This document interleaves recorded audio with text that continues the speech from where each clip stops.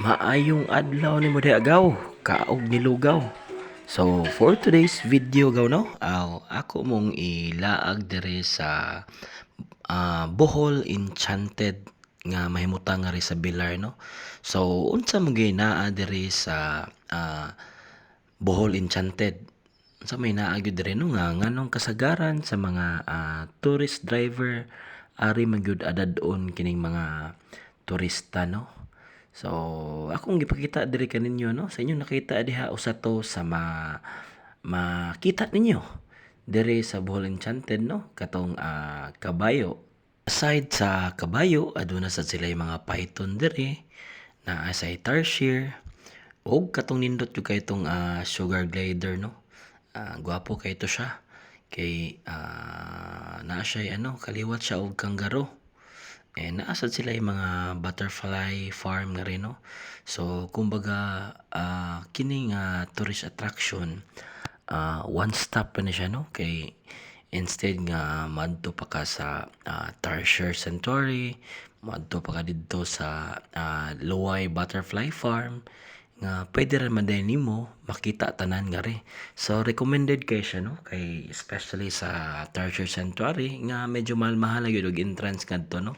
And kanindot ana no kay dire ang entrance nga rin sa para sa Tarsier kay 140 pesos lang.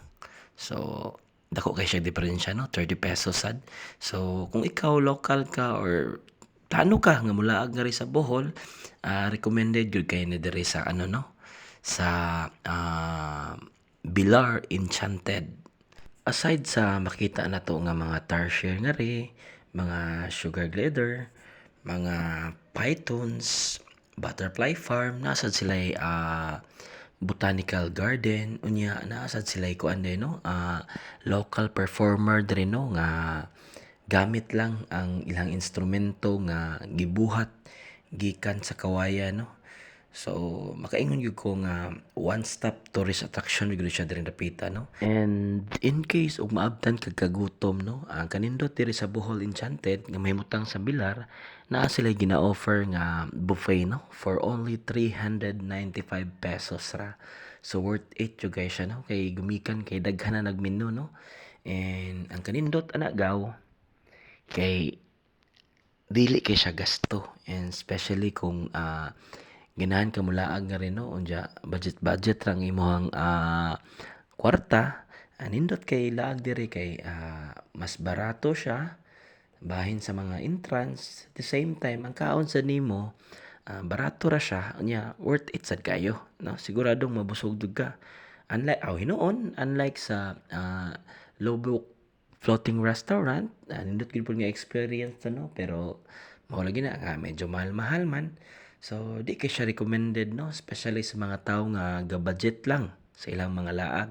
But then again kini ato wala ta mag promote og usa ka tourist attraction no. Ang atoa lang ani nga ato ning gina-share o ginabuhating video para sa atong mga locals no nga ganahan mo bisita sa Bohol o ganahan mo laag nga ri sa mga tourist attraction. So muna na siya ko ano, ako lang na siyang gi-share sa inyo ha para at least man lang maka budget sad mo sa inyuhang mga laag nga ri sa probinsya sa Bohol.